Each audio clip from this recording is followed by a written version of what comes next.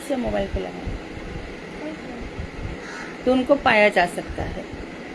रस के बिना उनकी प्राप्ति संभव नहीं है, संभव ही नहीं है। तो कोई कहते कि क्या जिनको रस नहीं मिलता उनको भगवान नहीं मिलते? क्या मिलते हैं ना, भगवान तो है ही, परंतु या तो भाव है और भाव के ऊपर रस दशा रहे, क्योंकि अमृत है, अमृत लिक्विड है। अब ऐसे सोचो, यमुना जी हैं, वो ब्रह्म द्रव गात्री है। यमुना रस में ही बनकर बह रही है, द्रव में ही बनकर बह रही है। राधा कुंड हमारी श्री जी भी रस में ही बनकर बह रही है। संपूर्ण तत्व इसी श्रृंगार रस से, जब जड़ीय सृष्टि होती है उसका बीज भी यही श्रृंगार रस है। तो जब रस में हृदय होता है तो उसमें तरंगे उठती हैं।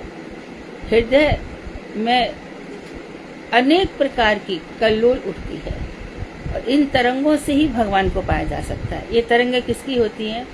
कृष्ण की कैसा रूप है, उनकी गुण माधुरी कैसी है, उनकी लीला माधुरी कैसी है, उनकी बेडू माधुरी कैसी है, इनकी। तो जब हम इन सब पर हमारी तरंगे उठती हैं, उमंगे उठती हैं, तो हमें ये सब दिखाई भी पड़ने लग जाते हैं। यही प्रोसेस है, यही सिस्टम है। धीरे धीरे धीरे इसी दिशा में बढ़। इसके पहले कुछ किसी को बस इतना ही मिले कि हमने भगवान से बहुत पुकारा, भगवान हमारा काम कर गए। उनका नाम सब जगह काम कर रहा है। कोई भी उनको पुकारेगा, उनका नाम सब जगह काम करता ही है। कुछ भी कष्ट आ गए, दुख आ गए, तकलीफ आ गई, परेशानी आ गई, भगवान को पुकारो। बहुत सीधी सी बात है। आके खड़े हो जाते, क्या करूं बताओ तो सही। तो मुझे पुकार के तो देखो, मुझे बढ़ के तो देखो। मैं तुम सबका हूँ, परंतु मैं किसका ज्यादा हूँ? जो मुझे सबसे ज्यादा प्यार करता है। तो इस तरह से ये रस विचार है। तो रस विचार में भगवान की, जब ब्रह्मा जी भगवान की सारी लीलाएं याद कर रहे हैं, सारे भक्त लोग उनकी लीलाओं का चिंतन कर करके आत्मविमुक्त हो जाते हैं। तो इसी संदर्भ में हम थोड़े से प्रश्न हैं, हमारे 2 ही दिन के प्रश्न हैं। आप प्रश्न प्रारंभ करें। कौन है सुधा आज? जी हरे कृष्णा दीदी, दंडवत प्रणाम। आज मैंने ही बनाया दीदी प्रश्न। अच्छा, मेरे साथ नाम कौन लेगा? ईशा दीदी तो क्लास में नहीं है। शालू दीदी आप लोगे नाम? साधना दीदी भी नहीं है अभी क्लास में। शालू दीदी? जी दीदी ठीक है दीदी। हरे कृष्णा दीदी, दंडवत प्रणाम। दंडवत। आप नाम ले लेना और थोड़ा जल्दी जल्दी लेना, क्योंकि ज़्यादा नहीं है तो फिर हमारी क्लास भी हो सकती है थोड़ी सी आज। तो ये हमारी क्लास है 184 से 185। इस क्लास के प्रश्न है श्लोक संख्या 7 से 21 तक के, और पेज नंबर हमारा था 370। पहला प्रश्न है इसमें, रस को समझने के लिए एक भक्त में किन योग्यताओं का होना आवश्यक है? आशा सोनी दीदी। हरे कृष्णा, दंडवत प्रणाम दीदी। रस को समझने के लिए सबसे पहले तो हमारा हृदय एकदम निर्मल होना चाहिए, और हमारे हृदय में कामनाएं, वासनाएं, असत तृष्णा और हृदय दुर्बलता आदि दुर्गुण नहीं होने चाहिए, और हृदय में हमारे जड़ अभिमान भी नहीं होना चाहिए, और हमारे हृदय में ज्ञान, कर्म, श्रद्धा और भक्ति ये भी हमें इनका पालन नहीं करना। अगर हमारे हृदय में किशोरी जी के प्रति प्रेम होगा तभी हमें भक्ति रस समझ में आएगा, और भक्ति में तन्मयता होना बहुत ही जरूरी है। और हृदय में श्री कृष्ण के प्रति अगर रस होगा तो ही हमें रस प्रेम रूप की बातें समझ में आ जाएंगी। जी दीदी, एकमात्र राग होने से हम उन परीक्षाओं में, ठाकुर जी की परीक्षाओं में रस को समझने के लिए योग्यताएं हासिल कर सकते हैं। अगला प्रश्न, प्रश्न नंबर 2। भगवान के प्रेम का रस आ ही नहीं सकता जब तक भगवान के साथ हमारी तन्मयता नहीं होगी। हरे कृष्णा जी, दंडवत प्रणाम।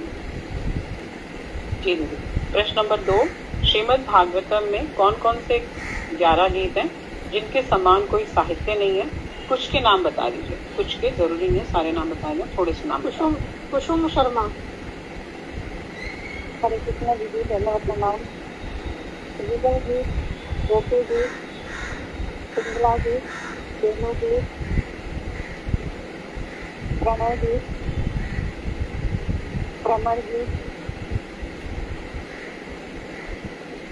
आयुध का मंत्र, क्या बोला? नहीं ठीक है दीदी, बहुत है थोड़े क्या से बोला ज्यादा इन्होंने? अभी है। क्या, अभी कौन सा बोला?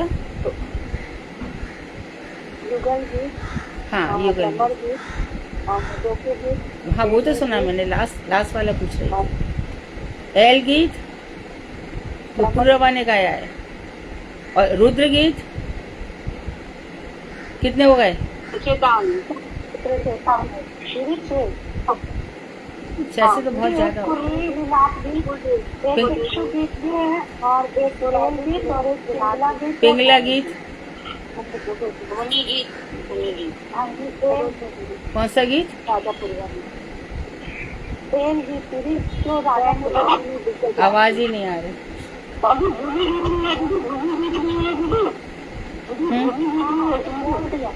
आवाज नहीं आ रही है, एक एक करके बोलो। बोलिए अनीता दीदी, सब अपने स्पीकर ऑफ करिए। मैं बोलूं दोबारा? भ्रमर गीत कह रही है। भूमि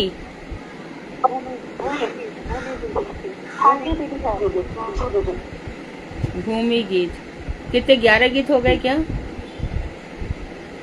युगल गीत, गोपी गीत, भ्रमर गीत, वेणु गीत, शैल गीत, प्रणय गीत, पुरारी गुलाब गीत, भिक्षु गीत, पिंगला गीत, भूमि गीत एवं रुद्र गीत। भिक्षु गीत लिया? भिक्षु गीत, भिक्षु गीत, हाँ जी दीदी। हाँ ठीक है। और रुद्र गीत ले लिया? हाँ जी दीदी। ठीक है, ठीक। दीदी उद्धव गीता बोलेंगे, उद्धव गीत नहीं बोलेंगे इसको? नहीं वो गीता नहीं, वो गीता है, गीत नहीं है। प्रश्न नंबर 3 है, भक्ति का महल खड़ा करने के लिए किस ग्रंथ को आधार के रूप में कहा गया है? गीता त्यागी दीदी। दीदी मेरा नाम दिया क्या? विनीता त्यागी। हाँ जी। दीदी भक्ति का महल खड़ा करने के लिए हमें भगवत गीता राइट को आधार रूप में कहा गया है। अच्छा प्रश्न है, उत्तर भी अगला अच्छा है, क्योंकि हमें इतना पता होना चाहिए। प्रश्न नंबर 4, कर्ण का पूर्व इतिहास संक्षेप में बताइए। सत्यवती खंडेलवाल दीदी। अच्छा, याद रह गया होगा। हाँ। हरे कृष्णा मधु देवी को गंगोत्तर कोटि दंडक प्रणाम, सभी को अच्छा दंडक प्रणाम। कर्ण पूर्व जन्म में एक असुर था, जिसने सूर्य की तपस्या की थी। तपस्या से उसको 100 कवच और कुंडल हजार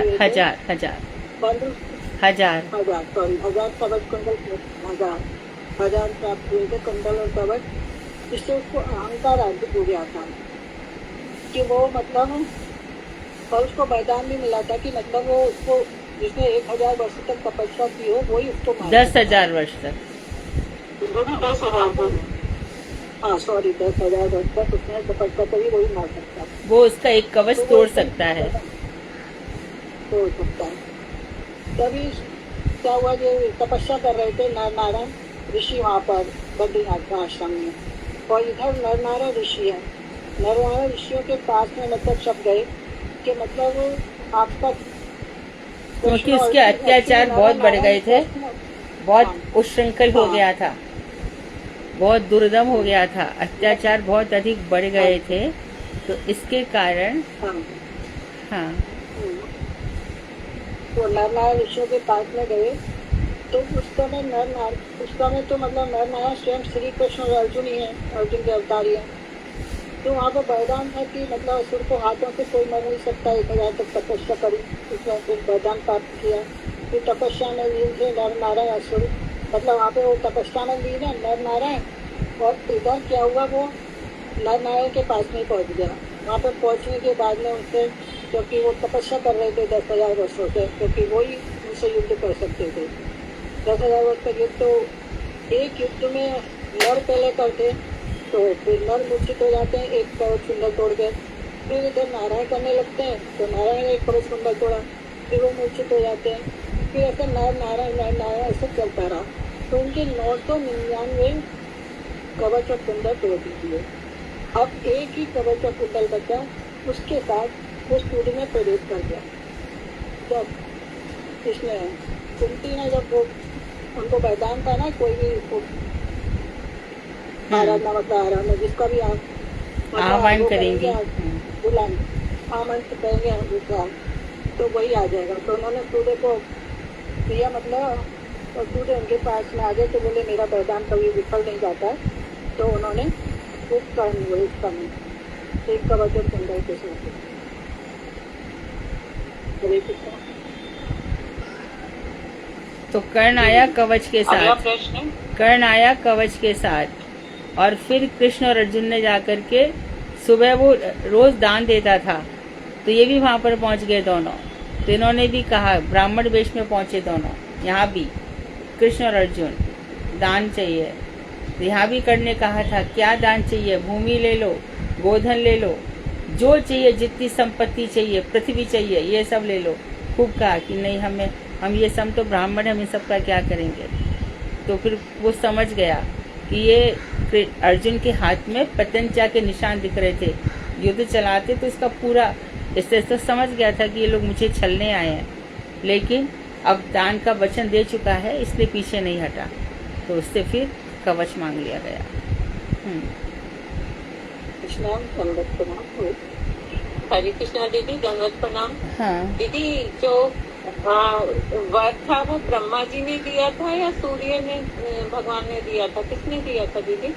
सूर्य, मुझे लगता है वो सूर्य, उसने सूर्य के उपास, मैंने उस दिन ब्रह्मा जी कहा था, मैंने उस दिन ब्रह्मा कहा था कि ब्रह्मा जी से उसने वरदान मांग लिया था, लेकिन आई डाउट कि शायद उससे सूर्य से भी मांगा हो, शायद। मैं फिर से कल बताती हूँ। उसने सूर्य की उपासना की थी या ब्रह्मा जी की उपासना की थी, मैं आई डाउट हियर। हाँ, ठीक है दीदी, दंडवत प्रणाम। अगला प्रश्न है प्रश्न नंबर 5, जयद्रथ का संक्षिप्त परिचय दीजिए। जयद्रथ। अनुराधा खंडेलवाल दीदी। हरे कृष्णा, सबको दंडवत प्रणाम। जयद्रथ ये दुर्योधन के बहन थी दुशाला, उनके हस्बैंड थे दुशला, जयद्रथ। दीदी दुशला, शाला नहीं, दुशला। दुशाला थी। और एक लीला ये आती है इसमें कि जब ये उनको वनवास हो गया था, पांडवों को वनवास हो गया था, तो एक दिन द्रौपदी कि वो पानी भरने के लिए जा रही थी, तो रास्ते में ही इसने उसको पकड़ लिया था, द्रौपदी को पकड़ लिया था। तो फिर उसके बाद में उसने अर्जुन को पुकारा, तो फिर वो अर्जुन आया और फिर इसने कुछ वो क्या था, कहा था, तो इसको बोली, वो आ गई थी, वो हो गई थी, गुस्सा हो गया था, और इसने कौरवों की तरफ से युद्ध किया था जयद्रथ ने। तो फिर अर्जुन ने कहा था, और फिर इसका जो अभिमन्यु मारा था, इसमें भी इसका सबसे बड़ा हाथ था जयद्रथ का। तो कृष्ण ने, वो अर्जुन ने प्रार्थना की कि अगर मैं शाम के सूरज छुपने से पहले अगर मैं इसका वध नहीं करूंगा तो मैं अपना अग्नि में जलकर भस्म हो जाऊंगा, मैं अपना शरीर त्याग कर दूंगा। तो फिर इसमें कर्ण ने और उसने दुर्योधन ने ना इसको छुपा दिया था, बोले आज तो हम तेरे को बाहर निकलने नहीं देंगे, आज तो हम तेरे शत्रु यानी अर्जुन को मरता हुआ देखेंगे। तो उनको छुपा दिया, और फिर जब युद्ध हो रहा था तो किसी ने क्या लीला करी कि अपने उस एक हाथ से यानी उसको सूर्य को छुपा दिया, और फिर सबने बोला अरे सूरज छुप गया, सूरज छुप गया। तो फिर अर्जुन बोला अब तो मेरे को अग्निकुंड में दहन करना पड़ेगा। तो उन्होंने अपनी अग्निकुंड वो लगाया, तो कृष्ण ने कहा कि जो वीर योद्धा होते हैं ना, चिता लगाइए, चिता जलाइए। हाँ, तो उन्होंने जब वीर योद्धा मरते हैं ना तो अपना अस्त्र शस्त्र साथ में लेके मरते हैं, इसलिए तू भी अपना अस्त्र शस्त्र साथ में लेके बैठ जा। तो जैसे ही वो बैठा तो फिर सूर्य तो वो उन्होंने छुपा दिया था, तो फिर सब दुर्योधन बोला, देख देख तेरे शत्रु मरने जा रहा है, तू अपनी आंखों से देख ले। तो जयद्रथ को बाहर निकाल के लेके आते हैं। इतनी देर में ही में कृष्ण उसको पर्दा हटा देते हैं और फिर कृष्ण बोलते हैं कि देख तेरा शत्रु के सामने खड़ा है और तेरे पास गांडी धनुष भी है, तू इसको मार। और ऐसी जगह पे ऐसा मारना कि इसका सिर इसके पिता के हाथ में जाकर गिरे। तो उन्होंने सामने जैसे वो जयद्रथ आया तो अर्जुन ने ऐसा तीर मारा कि उसके पिता के हाथ में गिरा। और उस समय पिताजी शाम का समय था, वो संध्या वंदन कर रहे थे काशी में, काशी में, काशी में, हाँ काशी में। हाँ, तो जैसे ही उनका सिर उसके हाथ में गिरा तो एक मिनट, ये जयद्रथ की भी कथा है और ये पौंड्रिक वासुदेव के लिए भी कहा जाता है ना? ठीक है, हाँ बोलो। हाँ, तो जैसे ही उसके हाथ में आया फिर तो एकदम उसने नीचे फेंक दिया। तो एकदम उसको ये वरदान था कि अपने पिता से ही मरेगा। हाँ, हाँ, तो वो ये कुछ था कि मेरे पिता मेरे को क्यों मारेगा, क्यों मेरे सिर को छवि में पर डालेगा, उसको ये था। लेकिन वो अचानक गया था तो इसकी वजह से उसने डालते इसलिए वो मर गया। तो ठीक है, इस कथा को हम और अच्छे से बताएंगे एक दिन। हाँ ठीक है। अगला प्रश्न है प्रश्न नंबर 6। श्लोक 9 से 14 का वार्तालाप किस किसके मध्य में हो रहा है? मोनी खंडेलवाल दीदी। हरे कृष्णा दीदी, दंडवत प्रणाम। ये इसमें अर्जुन और युधिष्ठिर के मध्य में वार्तालाप हुआ है, श्लोक नंबर 8 से लेकर 14 तक। जी दीदी। अगला प्रश्न नंबर 7। अर्जुन स्वयं को किसके बल से बलवान और किसके ना होने से स्वयं को बलहीन और असहाय कह रहे हैं? कालू दीदी, भगवान श्री कृष्ण के। ठीक है। अगला प्रश्न नंबर 8। महर्षि दुर्वासा को शिष्यों सहित किसने वन में पांडवों के पास प्रसाद के लिए भेजा था? कथा बताइए। अनीता त्यागी दीदी। हरे कृष्ण दीदी, महर्षि दुर्वासा को शिष्यों सहित दुर्योधन ने भेजा था प्रसाद के लिए पांडवों के पास। कहा था, शॉर्ट में कथा भी बता दीजिए। हाँ कहा था, अभी भेजा नहीं है, कहा था कि तुम वहाँ जा करके वहाँ पे जा करके आज दोपहर का प्रसाद वहीं पर लेना। और उस समय तक क्या हुआ था? उस समय तक द्रौपदी, बोलो, द्रौपदी के पास जो अक्षय पात्र था, उस समय तक भोजन कर चुकी थी, और जो अक्षय पात्र थे इसमें दीदी कुछ भी नहीं बचा था। तो तब उसको फिर से सोचा कि अब मैं इनको कैसे भोजन कराऊंगा। तो उन्होंने कृष्ण भगवान को उन्होंने किया।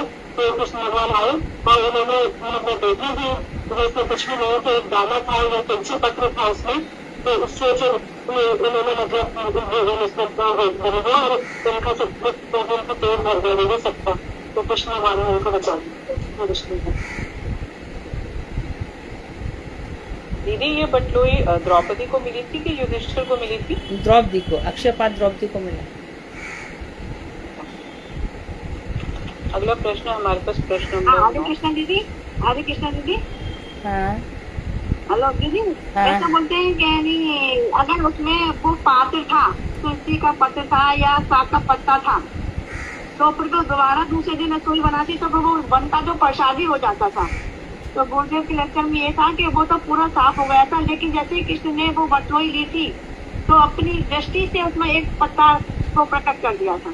हाँ, ऐसा भी हो सकता है, गुरु जी की बात ही सही है, हो सकता है, क्योंकि उसे साफ माँज के रख दिया था। परंतु लिखित कथा यही है कि उसमें एक पत्ता चिपका रह गया था गलती से। परंतु गुरु जी यदि कह रहे हैं कि अपनी दृष्टि से उसमें प्रकट हो गया, तो गुरु जी की बात ज्यादा सही है।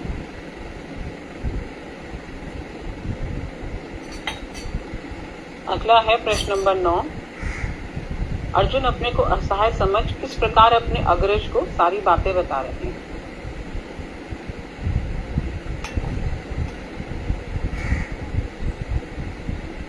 नाम लो शालू दीदी। सुषमा दीदी।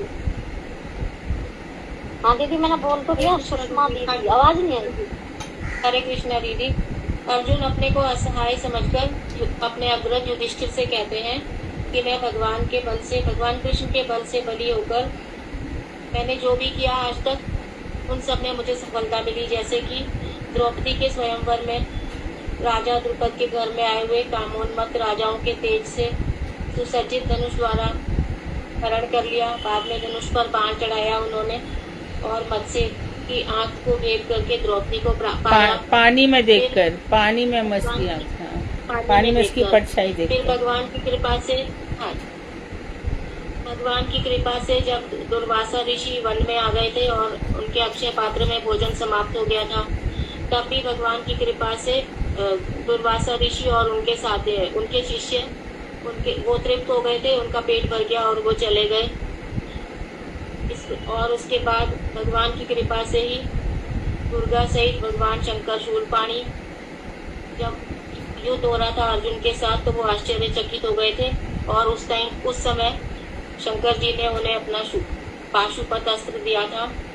ये सब केवल भगवान की कृपा से ही हुआ था। अगला क्वेश्चन हो जाएगा दीदी ये तो वो तो सारा ये बता रहे हैं ना। नहीं, बोलने दो चल रहा भगवान की कृपा से क्या क्या हुआ था, अपने मन की सारी बातें बता रहे हैं। और उन्हीं की कृपा से वो इंद्र की सभा में उनके बराबर आसन पर भी विराजमान हुए थे। और भगवान की कृपा से ही युद्ध में, महाभारत के युद्ध में जिन जिन वीरों ने उनके ऊपर बाण चलाए थे, जैसे द्रोण, भीष्म, कर्ण, नप्ता, सोमदत्त के पुत्र भूरिश्रवा, त्रिगर्त देश के अधिपति सुशर्मा आदि अनेक वीरों ने उन पर बाण चलाए थे, लेकिन उनका कुछ भी बाल भी बांका नहीं कर पाए थे। तो वो यही सब बता रहे हैं अपने हृदय के भाव अपने बड़े भाई अग्रज को। तो ये सब केवल भगवान की कृपा से हुआ। और उसके बाद जब वो रानियों को लेकर के आ रहे थे, भगवान कृष्ण की रानियों को, अब भगवान क्योंकि संसार को छोड़ के चले गए थे, तो उस समय वो सारे बील आकर के रानियों को ले गए। तब वो उन रानियों की रक्षा नहीं कर पाए थे, जबकि उनका गांडीव भी वही था, अर्जुन भी वही थे, लेकिन बिना भगवान के वो कुछ नहीं कर पाए थे। ठीक है दीदी? हाँ ठीक है। और वैसे ये ठीक है कि बील बनकर कृष्ण ही आए थे। उन्होंने यही कहा था कि मेरे पास सब कुछ है, लेकिन फिर भी ये सब निष्क्रिय है मेरे लिए। क्योंकि कैसे, जैसे कि बंजर भूमि में हल चलाओ तो कोई फसल नहीं लगेगी, ठीक वैसे मेरे पास सब कुछ होने के बावजूद भी मैं निष्क्रिय हो गया हूँ। क्यों? क्योंकि मेरे पास वास्तविक बल भगवान कृष्ण का ही था। अगला प्रश्न नंबर 10, इसको छोड़ देते हैं क्योंकि हमने कर लिया, हो गया इसका आंसर। 11 में देखते हैं, भगवान कृष्ण की लीलाओं का वर्णन 10वें स्कंद में ही क्यों, प्रारंभ के स्कंदों में क्यों नहीं किया गया?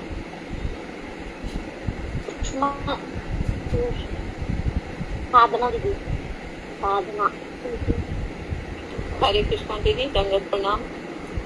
क्योंकि उससे हम साधारण जीवों की जिज्ञासाएं जो हैं वो शांत रहती हैं। प्रथम अध्याय में यद्यपि बताया गया है कि अर्जुन द्वारका से वापस लौट आए हैं और भीष्म पितामह शरशैया पर लेटे हैं। जो परीक्षित थे वो जिज्ञासु थे और वो सब कुछ जानना चाहते थे कि उनका जन्म कैसे हुआ है, स्वर्ग क्या है, विसर्ग क्या है, सती प्रसंग क्या है, नरक क्या है, अजामिल प्रसंग, मोहिनी अवतार, नरसिंह आदि की कथाओं को जानने की उनकी उत्सुकता थी। तभी 10वें अध्याय में भगवान श्री कृष्ण की कथाएं बताई गई हैं पूरा संभक्त के साथ। और फिर 11वें अध्याय में भगवान ने स्वयं उद्धव जी को सांख्य योग तथा न्याय योग के विषय में बताया है और 12वें स्कंद में मार्कंडेय प्रसंग बताया गया है। और इस प्रकार वृंदावन थोड़ा और स्पष्ट करिए, उपासना बताई गई है। स्पष्ट करें, थोड़ा स्पष्ट नहीं हुआ। सुधा आप ही करें। दीदी 10वें अध्याय का दीदी ना, ये जो प्रश्न है कि 9 स्कंद के बाद 10वें स्कंद की कथा क्यों आई, इस प्रश्न का उत्तर। दीदी क्योंकि परीक्षित जो है वो जिज्ञासु थे, वो सब कुछ जानना चाहते थे। सर्ग क्या है, विसर्ग क्या है और सती प्रसंग क्या है, नर्क क्या है, स्वर्ग क्या है, अजामिल प्रसंग, मोहिनी अवतार, नरसिंह आदि की कथाओं को उनकी जानने की उत्सुकता थी। उनका जन्म कैसे हुआ है। हाँ, इसको हमें इस तरह से कहना चाहिए कि वो सर्ग और विसर्ग के विषय में जानना चाहते थे, फिर स्थान के विषय में जानना चाहते थे। है ना। तो स्वर्ग नरक में सारी पूरी की पूरी विश्व ब्रह्मांड आ जाएगा, सभी कुछ, शिशुमार चक्र, ज्योतिष चक्र, सभी कुछ आ जाएगा। सारी 9 वर्षें, किम पुरुष वर्ष, ब्रह्मरक वर्ष, है ना, ये सब आ जाएगा। इसके बाद पोषण आएगा। हाँ, इसके बाद पोषण में अजामिल की कथा आएगी। फिर पूती, कर्म वासना, इसमें आएगा प्रहलाद की कथा। तो हमें जो स्कंद है उनके नाम लेने चाहिए। उसके बाद फिर आ जाएगा मनवंतर कथा, विभिन्न मनवंतरों में कौन कौन से राजा हुए। तो इसके कारण उन्होंने बताया था कि किस तरह से राजा आते हैं, मर जाते तो अकेला राजा नहीं है परीक्षित, कितने ही राजा उत्पन्न हुए। फिर ईशानु कथा, इसमें भी जो भगवान के वंश इत्यादि का वर्णन हुआ।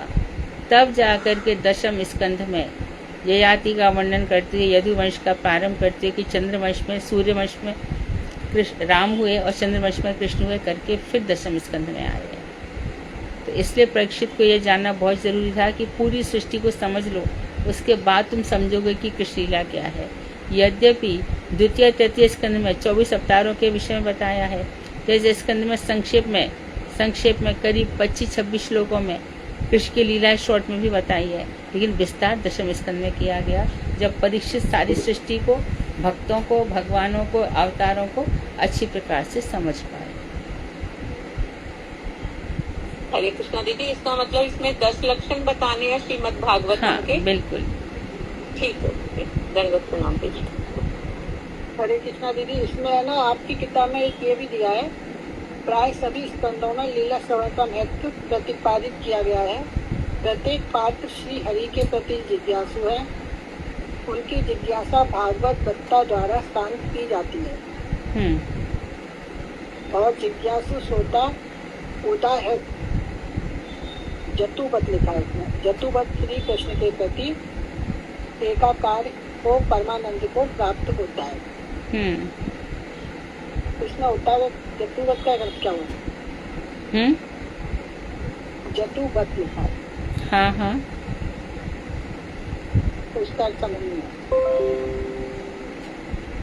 फिर चौनकवादी ऋषियों के प्रश्नों के उत्तरों का प्रकाशक संपूर्ण भागवत है।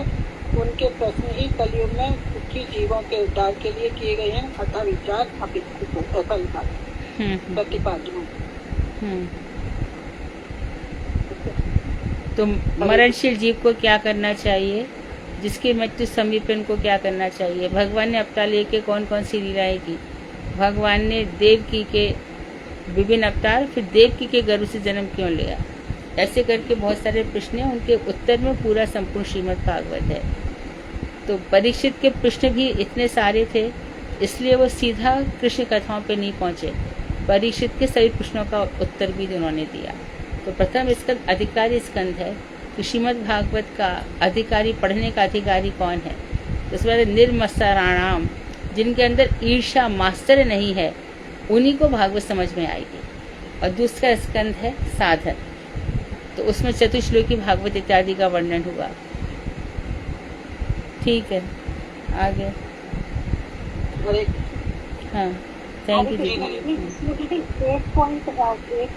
एक लाख बातें तो सारा बता दिया। एक पॉइंट आपने ऐसे भी बोला था कि जैसे राधा जी के अंदर महाभाव है, अपक्षिणी रोहिणी देवी जब सारी मनुष्यों को कथा सुनाने लगती है, तो जो स्वयं कृष्ण है, स्वयं बलराम जी है, उनकी ऐसी अवस्था हो गई थी कि भी वो मतलब बड़ी बड़ी आशीर्वाद महाप्रभु जी थी। तो जब वो ही नहीं समझ सकते, तो उस रस को अगर डायरेक्टली उन लीलाओं में एकदम कोई भी साधक बिना भक्तों के प्रवेश करेगा तो वो कैसे समझ।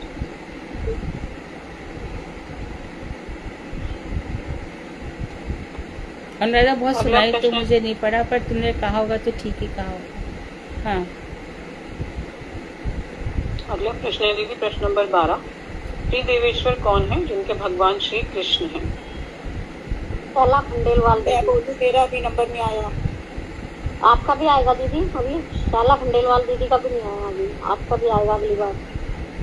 हरे कृष्ण, दंडवत प्रणाम दीदी, सभी को दंडवत प्रणाम। ब्रह्मा ईश के देवेश्वर। जी दीदी। अगला प्रश्न, प्रश्न नंबर 13, यमलार्जुन वृक्ष की पूर्व इतिहास बताइए और अभी वे किस रूप में भगवान की क्या सेवा कर रहे हैं? ज्योति गुप्ता दीदी। हरे कृष्णा दीदी धन्यवाद। दीदी ये मतलब कुबेर के पुत्र जो कि धन के देवता है और इनका नाम था नलकुबर और मणिग्रीव। तो एक बार नारद जी वहाँ से गुजर रहे थे, तो ये वहाँ पे स्नान कर रहे थे नग्न होकर अप्सराओं के साथ। तो उनको देख के अप्सराओं ने तो अपने वस्त्र पहन लिए, मगर ये ऐसे ही वृक्ष की तरह खड़े रहे। तो उन्होंने इनको फिर श्राप दिया कि अब तुम बिल्कुल ऐसे खड़े हो निर्लज, तो तुम वृक्ष बन जाओ। तो ये कि यमलार्जुन बन के नंद भवन में उनके यमलार्जुन बनते थे वृक्ष। तो भगवान जब आए थे तो उन्होंने का उद्धार किया था। तो तब ये मतलब उसके बाद से ये नंद भवन में भगवान के लीलाओं कथाओं का दान करने लगे, जबकि अपने सब लिखने आ गए। मधुकंठ किस नाम से कथा सुना रहे हैं? इनके नाम क्या है?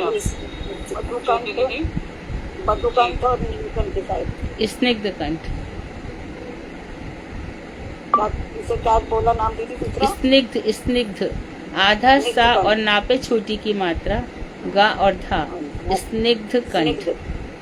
स्निग्ध कंठ के नाम से कथाओं का गान करते रहते हैं मंत्र भवन। अगला प्रश्न 14 नंबर, श्रीमद् भागवतम में भगवान कृष्ण के रूप का अत्यधिक वर्णन किसके द्वारा हुआ है? पूजा शर्मा दीदी। हरे कृष्णा जी दंडवत प्रणाम। श्रीमद् भागवत में भगवान कृष्ण के रूप का अत्यधिक वर्णन तीन ने किया। मतलब एक तो भगवान श्री कृष्ण के सौंदर्य का वर्णन गोपियों ने किया है सबसे पहले, फिर नागपत्नियों ने किया, उसके बाद यज्ञपत्नियों ने श्री कृष्ण के सौंदर्य का वर्णन किया है। हरे कृष्ण दंडवत प्रणाम। गोपियों ने सौंदर्य का वर्णन किया है। इस श्लोक से पीड़ ने बताया था, कहा पीड़म भजकर करणी कारण विपरीतवास्य कनक कप्यन दैजयंती मानम रंध्रान वेणो रतन विद्या पूर्ण गोपवृंदे वृंदारण्यों का पदरण नविश। हरे कृष्ण की दंडवत प्रणाम। जी। अगला प्रश्न है 15 नंबर, भगवान की कथाएं सुनकर हमारा हृदय द्रवीभूत क्यों नहीं होता? पाषाण हृदय होने का क्या कारण है? सीता देवी दासी।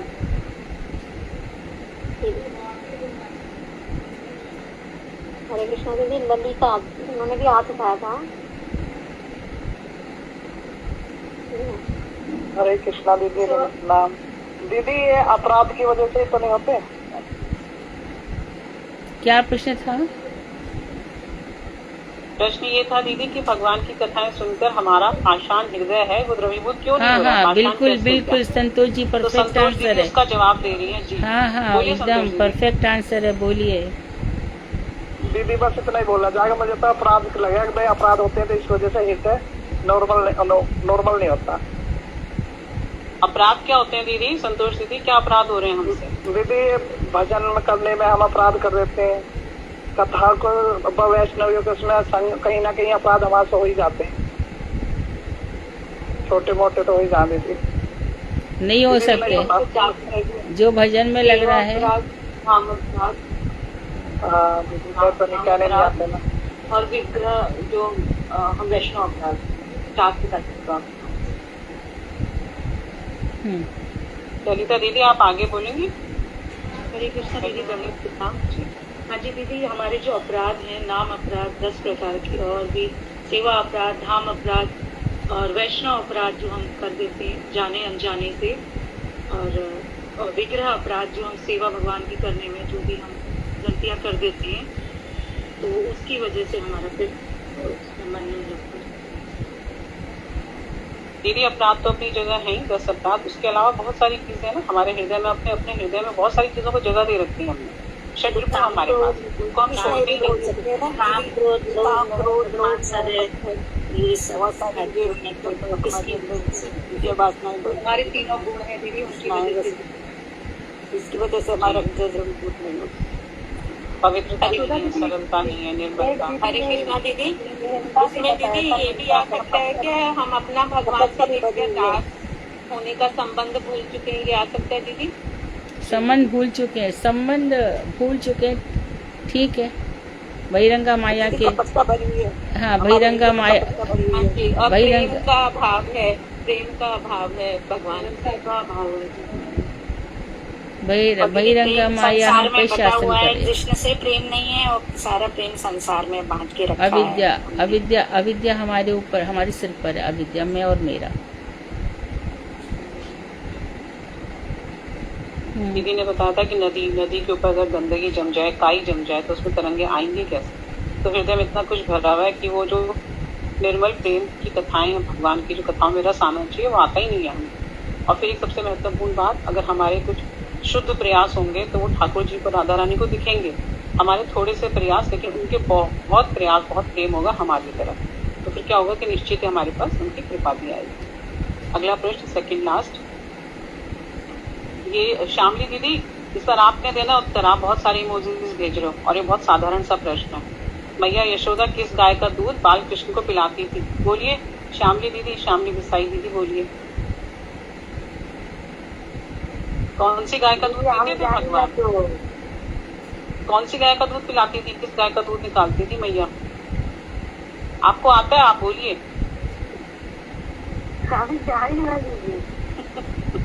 चालू दीदी नाम ले लो। अच्छा, चालू दीदी नाम ले लो।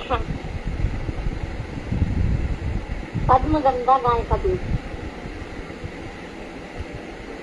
मैंने आपको कहा कैंडिडेट का नाम लेना, आंसर ही दे दिया आपने, तो आप तो ऑलरेडी आंसर दे चुके हो ना।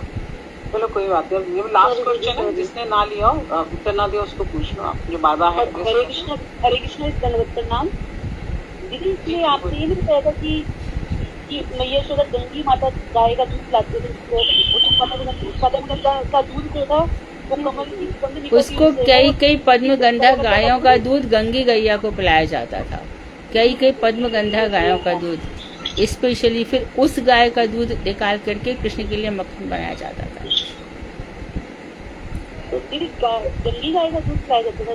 नाम उसका गंगी था, गाय का नाम गंगी था। गंगी, गंगा से गंगी बना। गंगी।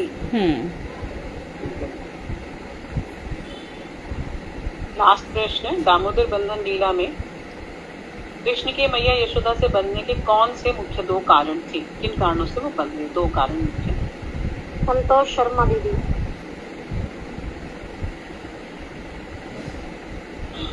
हरे कृष्णा दीदी, हाँ, मैया यशोदा ने तो चेष्टा करी थी और ठाकुर जी ने कृपा और चेष्टा। परफेक्ट। जी दीदी, ये हमारे प्रश्न थे दीदी, 2 क्लास के ये हो गए हैं संपूर्ण, और अभी 4 बजने में 3 मिनट बाकी हैं। हाँ ठीक है, तो भागवत कथा करें क्या? हाँ, भागवती करिए। हाँ, हाँ दीदी, हमारा चतुर्थ स्कंद तो पूरा हो गया, लेकिन चतुर्थ स्कंद की जो महत्वपूर्ण कथाएं थी, कुछ दीदी बोलिए। दीदी हमारे तो ये वाले क्वेश्चन 14 श्लोक तक नहीं हुए ना, आगे तक तो नहीं हुए, ब्रह्मा जी वाले। नहीं, मुझे समझ में नहीं आया। सारे प्रश्न कवर किए हैं दीदी, सारे प्रश्न कवर किए हैं, वो सिर्फ साधारण से थे। हाँ, साधारण से जो ब्रह्मा जी बताते हैं ना सारे, वो सब आपने क्वेश्चन नहीं मतलब नहीं करवाए, जैसे से संबंधित। हाँ, मतलब वो सब हमने कई बार सुने। हाँ, सब कथा से संबंधित नियम है, जो ये सब है हमने सब सुने हुए, इसके इनको। हाँ, तो इन्होंने ये सही कह रही है सुधा, जो हमने लास्ट में ब्रह्मा जी ने सब लीलाओं को याद किया है ना, शायद इसके विषय में कह रही है ना? हम भी उसी के विषय में कह रही हैं। हाँ। अगली बार जो कृष्ण बनाएगा उनको जोड़ ले कि ब्रह्मा जी भगवान श्री कृष्ण की कौन कौन सी लीलाओं का स्मरण कर रहे थे, क्योंकि आपने 21 नंबर तक लिखा है ना, श्लोक 21 तक। हाँ, तो इसमें जो सारी लीलाएं आई है ना, वो नहीं। हाँ, उसके पहले भी औरों ने भी भगवान की लीलाएं याद करी है। तो रस विषय वाले चैप्टर में से हाँ, और प्रश्न जो रह गए हैं। अगली बार प्रश्न, हाँ जी दीदी, इस बार 2 नए कैंडिडेट आ रहे हैं इस हफ्ते में प्रश्न बनाने के लिए, एक पूजा दीदी है और एक आशा सोनी दीदी। तो मंडे वेडनेसडे के जो भी प्रश्न बनाएंगे वो उसको अपने में ऐड कर लेंगे। हाँ, कौन कौन सी लीलाओं का चिंतन हो रहा है। हाँ, और हमने चतुर्थ स्कंद की कुछ मुख्य कथाओं को लिया है, तो आज सती चरित्र करेंगी भारती दीदी। हाँ, भारती दीदी, आप तो चतुर्थ स्कंद में कुछ प्रसंग ऐसे हैं जो सबको रटे होने चाहिए, तो आप सब लोग श्रीमद् भागवत कर सकते हो बैठ करके, सब भागवत सुना सकते हो। चौथे स्कंद में 3 प्रसंग महत्वपूर्ण हैं, सती जी का, ध्रुव का और पुरंजन का। ये इम्पोर्टेंट चैप्टर्स हैं, तो इन कथाओं को सुना सकते हो। तो सती प्रसंग, हाँ प्रारंभ करें। कौन बोल रहा है? भारती। भारती बोलिए। भारती, हाँ जी, भारती दीदी करेंगे। हरे कृष्णा जी, आवाज जोर से बोलना भारती।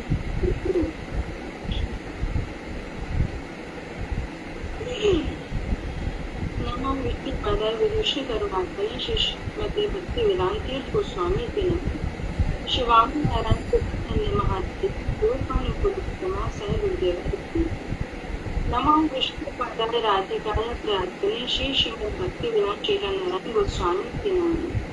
श्री कृष्ण लीला पत्नी सुदर्शन औदार्य माधुर्य आदि गुणे श्री युक्तम गुणम वरे पुरुषम भांतम नारायण स्वामी शिरसा नमः। दष्टुकायष्टुठग्रेषु नित्यं भागवत सेव्या भगवती उत्तमश्लोके भक्तिर्भक्तिर्। नमः ओं विष्णु पदाय नारायण भिन्न रूपिणी श्रीमती मधु गोस्वामी इति नामे। श्री वामन नारायण कृपा धन्या मनस्विनी राधा माधव कीर्तन निष्णाता निपुत्रिते। नमस्ते ज्ञान विज्ञान वस्याम प्रदायिनी श्री रूपानुकूलोत्तमा शिक्षा गुरु के नमः। श्री गुरुदेव की जय, श्री परम गुरुदेव की जय और मधु दीदी के चरणों में सब प्रेम अनंत कोटि दंड। आज का प्रसंग है सती चरित्र। एक बार त्रेता युग माही शंभु गए कुंभज ऋषि माही। एक बार त्रेता युग में महादेव और जगत जननी भवानी सती जी दंडकारण्य में अगस्त्य ऋषि के पास राम कथा सुनने गए। उन्हें देखकर ऋषि बहुत प्रसन्न हुए। महादेव प्रेम से राम कथा श्रवण कर रहे थे, किंतु सती जी का ध्यान नहीं था। उन्होंने कथा ध्यान से नहीं सुनी। श्री रघुनाथ जी के गुणों की कथाएं सुनते सुनते कुछ दिनों तक शिवजी जी वहां रहे। फिर अगस्त्य मुनि से विदा लेकर दक्ष कुमारी सती के साथ कैलाश पर लौट। यहाँ पर पहले तो सती जी को जगत जननी और भवानी कहा गया और फिर बाद में दक्ष कुमारी कहा गया। क्यों? क्योंकि उन्होंने वैष्णव के मुख से हरि कथा ध्यान से नहीं सुनी। उनमें हठ और अभिमान आ गया था, जो कि दक्ष प्रजापति में भी है, इसलिए उन्हें बाद में दक्ष कुमारी यहाँ कहा गया था। उसी समय इसको श्री राम जी की जगत जननी और दक्ष कुमारी के तुमने क्या डिफरेंस बताया? एक जगह जगत जननी कह रहे हैं, एक जगह दक्ष कुमारी कह रहे हैं, क्यों? ठीक से जोर से बोलो भारती। एक जगह तो जग जननी भवानी इसलिए बोल रहे हैं कि उनको इतनी उपमाएं दे रहे हैं क्योंकि वो हैं, लेकिन दूसरी बात उन्होंने उनसे थोड़ा सा अपराध हो गया कि उन्होंने वैष्णव के मुख से भगवान की कथा ठीक थी, तो उन्हें सिंपल रूप से उनका नाम बोल दिया। उनको इतनी मतलब उपमा और इतनी वो नहीं दी अगस्त्य ऋषि।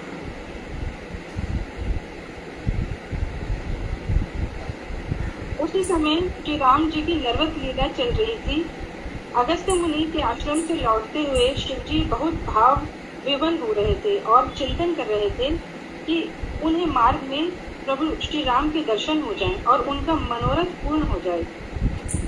तभी वन में उन्होंने देखा कि श्री रामचंद्र जी को देखा, जो सीता हरण के बाद वन में हे सीते तुम कहाँ हो, हे सीते तुम कहाँ हो ऐसा कहकर उन्हें ढूंढ रहे थे और विलाप कर रहे थे। महादेव जी तो अधिक प्रसन्न हो गए कि जिनकी कथा मैं सुन के आ रहा हूँ वो मेरे प्रभु साक्षात मेरे सामने हैं। उन्होंने श्री राम जी का दर्शन किया, उन्हें प्रणाम किया और सती जी को भी बताया कि ये श्री राम हैं जिनकी कथा हमने सुनी थी। परंतु सती जी को विश्वास ही नहीं हुआ, क्योंकि उन्होंने कथा ध्यान से नहीं सुनी थी। उन्होंने कहा ये भगवान कैसे हो सकते हैं, ये तो पत्नी के विरह में विलाप कर रहे हैं। तब महादेव ने कहा ठीक है, मैं यहाँ वट वृक्ष के नीचे बैठा हूँ, तुम जाकर इनकी परीक्षा कर लो कि ये भगवान है कि नहीं, पता चल जाएगा। नहीं, ये शंकर जी का प्रस्ताव नहीं था भारती। शंकर कभी नहीं कहेंगे अपने भगवान के लिए कि जाओ परीक्षा ले लो। इनकी खुद ही की इच्छा थी सती की।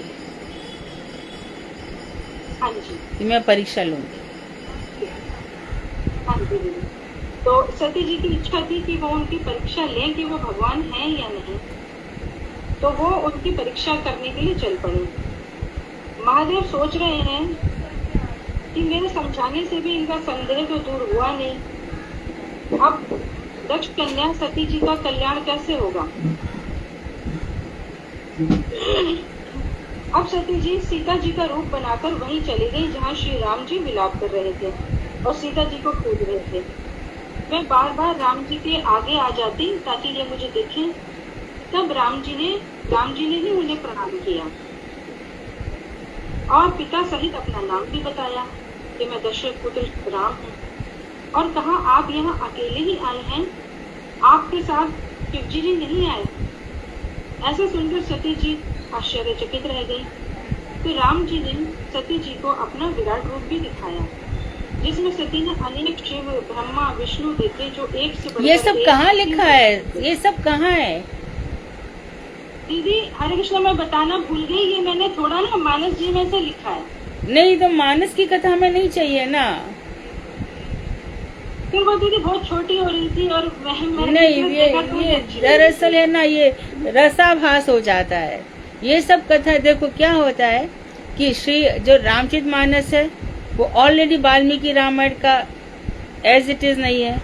वाल्मीकि रामायण जिस तरह से वाल्मीकि ने अनुभव किया कथा लिखी है, और उसी तरह से ना जाने कितनी ही रामायण लिखी गई है। तुलसी के रामायण और वाल्मीकि रामायण में कितनी ही डिफरेंसेस है, और तुम उसमें से भी नहीं बता रही। और उसमें हाँ, लेकिन नहीं, उसमें से बताने की आवश्यकता नहीं थी, बिल्कुल नहीं। हम श्रीमद् भागवत को लेकर ही चल रहे हैं। अच्छा, एक मिनट भी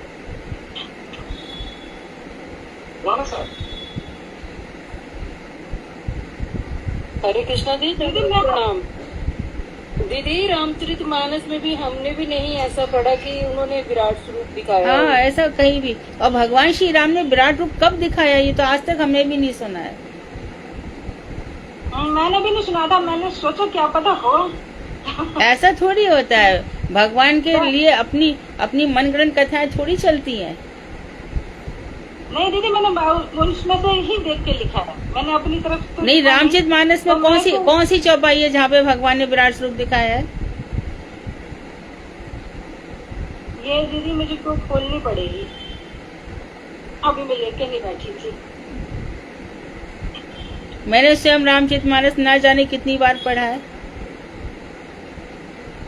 हाँ, यही तो दीदी, उसमें ऐसा कुछ मैंने सुना है, मैंने पढ़ा नहीं है कि उनको हर पत्ते पत्ते में उनको दर्शन होने लगे भगवान राम के और सीता जी के, ऐसा कुछ सुना था। दर्शन हो रहे। सर्वत्र भगवान श्री राम को देखा, ऐसा कहा जा सकता है, लेकिन भगवान श्री राम ने विराट स्वरूप तो किसी को भी नहीं दिखाया। अर्जुन क्योंकि उनके बराबर के लेवल के आते हैं, नर और नारायण, तो अर्जुन का विराट स्वरूप सहन कर सकते थे, या फिर मैया यशोदा मैया, उनको दिखा दिया है। उसके बाद तो कहीं और दिखाया ही नहीं भगवान ने। हृदय पे आघात होता है हमारे ठाकुर जी के लिए। जैसे वो कथा है वैसी कथाएं कहो प्लीज।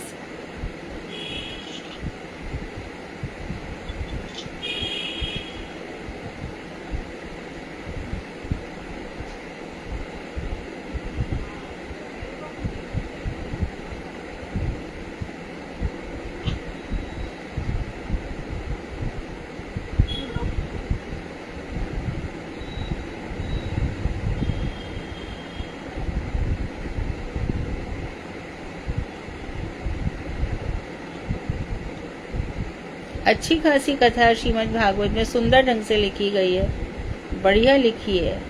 भगवता इति प्रोक्तम इति भागवतम, स्वयं भगवान के द्वारा कही गई है। श्री कृष्ण ने ब्रह्मा जी को सुनाया, ब्रह्मा ने नारद को सुनाया, नारद ने व्यास जी को सुनाया। ये साधारण है। और एक परंपरा में श्री कृष्ण ने ब्रह्मा विष्णु महेश तीनों को सुनाया। ये 4 संप्रदाय बन गए, रुद्र संप्रदाय बन गए, लक्ष्मी श्री संप्रदाय। लक्ष्मी जी स्वयं श्री भागवत कह रही हैं। उसमें हम अपनी मनमानी कैसे कर सकते हैं? हरे कृष्णा दीदी, हाँ, ये है देखे शिव विधि विष्णु अनेका अमित प्रभाव एक ते एका वंदत चरण करत प्रभु सेवा विविध वेश देखे सब देवा। सारे देवता उनकी वंदना कर रहे हैं ऐसा देखा, और उनके और विष्णु को सर्वत्र देखा। हाँ,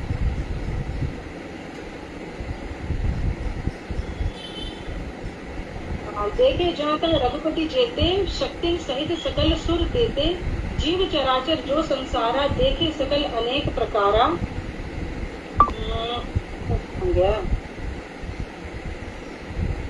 बहुरी विलोक नयन उभारी कछु न दीख तह दक्ष कुमारी पुनि पुनि नाय राम पद सीसा चली जहाँ तहाँ रहे विदिशा।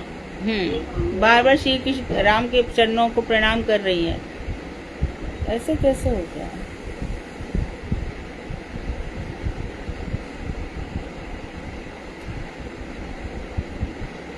वो भी चौपाई नहीं मिल रही है अभी मेरे को।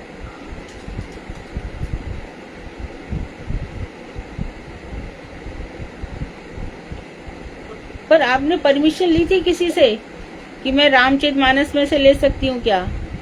हम यहाँ पे कोई कथाएं थोड़ी लेकर बैठे हैं, भागवत बिल्कुल तथ्यात्मक लेकर के बैठे हैं। पहले दिन से हमने हमारा यही प्रयास है कि जो श्रीमद् भागवत में वही हम सुनेंगे, वही हम पढ़ेंगे।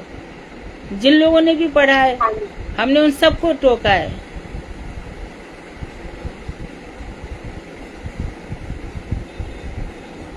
दीदी मैं फिर इसको दोबारा किसी दिन बोल दूंगी या कल बोल दूंगी।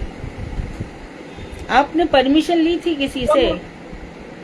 नहीं दीदी, मेरे को ऐसा लगा कि जैसे आपको भी पढ़ते हैं ना, आपने भी पढ़ी है तो ये अच्छी लगती है तुलसीदास जी की रामचरितमानस, तो मैंने इसमें से वो अपनी जगह है।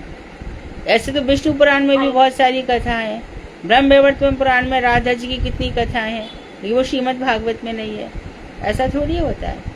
ब्रह्मवैवर्त में तो राधा जी के विषय में क्या क्या लिखा है, गर्ग संहिता में क्या क्या लिखा है, तो हम उनको प्रामाणिक ही नहीं मानते। एक बार गर्ग संहिता की ऐसी बात चल गई, कुछ प्रसंग आ गया, बान गोसाई महाराज मेरे सामने की बात, कभी गर्ग संहिता पढ़ना मत।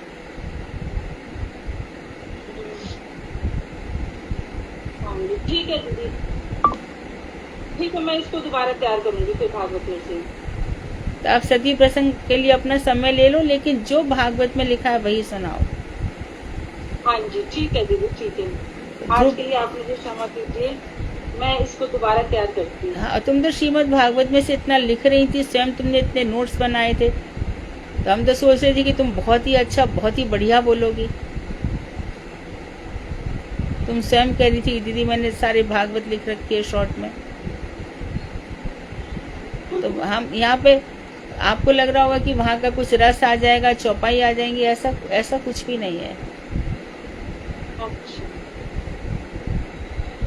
ठीक है दीदी, ठीक है। ध्रुवचेत किसने याद किया? ध्रुवचेत किसने तैयार किया है? हरे कृष्णा दीदी, दंडवत प्रणाम। हाँ, साधना दीदी, सुदेविका से। और उसके बाद अजामिल उपाख्यान तो मुझे याद है निशा कह रही थी। निशा तुम्हारा तैयार है अजामिल उपाख्यान? सॉरी, पुरंजन उपाख्यान, सॉरी। हाँ, तैयार है? वो अनुराधा दीदी और दीदी, अनुराधा दीदी का और मेरा था, तो पहले अनुराधा दीदी ने चैप्टर्स का ठीक है। इससे तुम लोग तुम्हारा ही वर्चस्व है। तुम ही सोचो, इन कथाओं में प्रवेश कर रहे हो, तुम्हारी ये, इससे तुम्हारी महिमा भी उतनी बढ़ती है। भागवत की कथा श्री कृष्ण स्वयं सुनते हैं। ना हम वसामी वैकुंठे ना योगी नाम हृदय चा यत्र मद भक्ता गायंती तिष्ठामी तत्र नारद। ना मैं वैकुंठ में रहता हूँ ना योगियों के हृदय में। जहाँ मेरी कथा चलती है मैं वहीं पर वास करता हूँ। तो हमारी जो कथा 3-4 साल से निर्विघ्न रूप से चल रही है, ये कृष्ण की कृपा से ही चल रही है। हम पूरा प्रयास कर रहे हैं। एक क्षण भी, वो अलग बात है कि हम लोग ऐसी बातें करना पसंद नहीं करते जिसमें आत्मश्लाघा हो, वर्चस्व, ये सब बातें नरक ले जाने वाली होती है।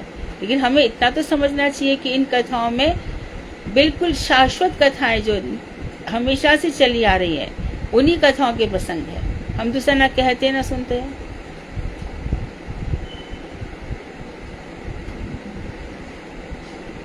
निरंतर भागवत सेवया, तुमने स्वयं प्रारंभ में स्तुति करी थी भागवत की। नष्टम प्रायेषु अभद्रेषु, हमने तुम्हारे ऊपर इतना विश्वास किया है तो हमारे विश्वास को तोड़ो मत भारती। कितने हमने सोचो कितने आशा विश्वास के साथ कि तुम सुंदर कथा सुनाओगी। हम तो प्रतीक्षा कर रहे थे कि आज बहुत सुंदर कथाएं आएंगी। ठीक है, जब तक भारती तैयार करे ध्रुव चरित्र सुनाएंगे कल, कीर्तन। निशा दीदी, आपका जो हाँ, आपका जो पुरंजन उपाख्यान है अनुराधा दीदी के साथ, वो आप अनुराधा दीदी से फाइनल चेक कर लो, क्योंकि वो अपनी कुछ व्यक्तिगत कामों में थोड़ा व्यस्त हैं, तो आपके साथ कर भी पाएंगे या नहीं? हो गई है। अगर वो करेंगे तो बहुत अच्छी बात है, लेकिन ऐसा ना हो कि आप अपना भी चाहो तो तैयार कर लो, ऐसा ना हो कि आप उनके डिपेंड करके बैठे हो जाए। दीदी थोड़ी सी व्यक्तिगत समस्या आपको भी पता है मेरी, पर मैं पूरा नहीं कर पाऊंगी, इसलिए ही अनुराधा दीदी के साथ थोड़ा मैंने कोऑर्डिनेट कर ही रखा। तो दीदी फर्स्ट के चैप्टर्स दीदी कर रहे हैं और लास्ट के जो पूरे चैप्टर थे वो मैं दे रहे थे। ठीक है, आपकी तो लास्ट कथा होगी। ठीक है, फिर भजन बोल दीजिए कोई। कुसुम दीदी, आप सुनाओगी कोई भजन? आप बहुत दिनों बाद आई है। सुनाओ। हाँ सुनाओ सुनाओ। बहुत दिनों बाद कौन आया? कुसुम आई है। तुम सुधा कुसुम से कह रही हो बहुत दिनों बाद? ठीक है। मेरी राधा चली आए, हाय धीरे धीरे किशोरी चली आए, हाय धीरे धीरे मेरी राधा चली आए, हाय धीरे धीरे किशोरी चली आए, हाय धीरे धीरे मेरी लाडो चली आए, हाय धीरे धीरे, हाय धीरे धीरे यमुना के तीरे तीरे, हाय धीरे धीरे यमुना के तीरे तीरे, बालों में गजरा नैनों में गजरा, बालों में गजरा नैनों में गजरा, पलक झपकाए, हाय धीरे धीरे पलक झपकाए, हाय धीरे धीरे मेरी लाडो चली आए, हाय धीरे धीरे मेरी राधा चली आए,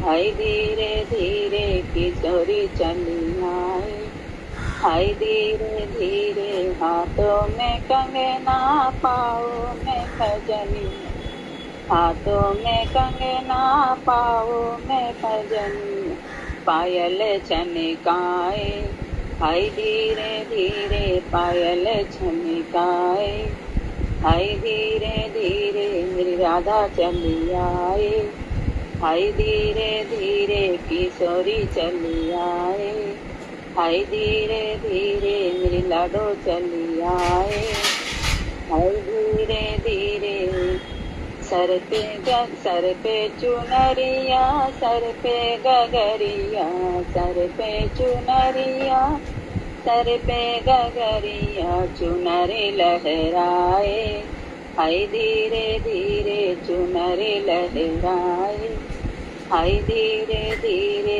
मेरी राधा चली आए, हाय धीरे धीरे किशोरी चली आए, हाय धीरे धीरे मेरी राधा चली आए, हाय धीरे धीरे मेरी लाडो चली आए, हाय धीरे धीरे हम तो हो गए राधा के दास में, हम तो हो गए राधा के दास में, धीरे धीरे बोलो जय श्री राधे, धीरे धीरे बोलो जय श्री राधे, किशोरी चली आए, धीरे धीरे मेरी राधा चली आए, हाय धीरे धीरे मेरी लाडो चली आए, हाय धीरे धीरे। हरे कृष्णा देवी, दंडवत प्रणाम। कोई और? हरे कृष्णा दीदी, दंडवत प्रणाम। अगली क्लास भी है दीदी? ठीक है, बोलिए अनुराधा दीदी। क्लास है तो